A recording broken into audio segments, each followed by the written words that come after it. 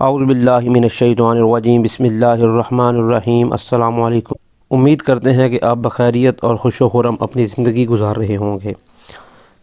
ناظرین، ہم مسلمان ہیں اور ہمارا اس دنیا میں آنے کا مقصد شریعت کی احکام کو بجا لانا ہے، یعنی کہ ہمارا جو اصل مقصد ہے اس دنیا میں وہ آخرت کی تیاری کرنا ہے، اور آخرت کی تیاری کے لیے اللہ تعالیٰ کی پابندی اور نبی علیہ الصلوۃ والسلام کی سنت پر عمل کرنا ہے۔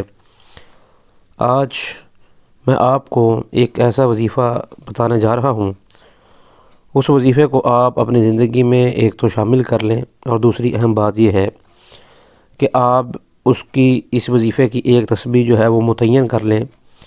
فجر کی نماز کے بعد لازمی اور باقی 4 نمازوں میں اگر آپ کو وقت مہیا ہو تو آپ اس کو کرتے رہیں۔ جنت الفردوس حاصل کرنے کا یہ خصوصی عمل بتانے جا رہا ہوں۔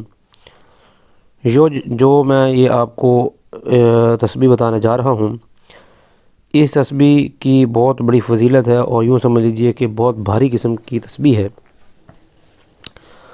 تو آپ نے کچھ کرنا یہ ہے کہ آپ نے ہر فرض نماز کے بعد 11، 41 یا 21 مرتبہ آپ نے اس دعا کو پڑھنا ہے، یعنی کہ وہی بات کہ اس کی ایک تسبیح بنا لینی ہے آپ نے۔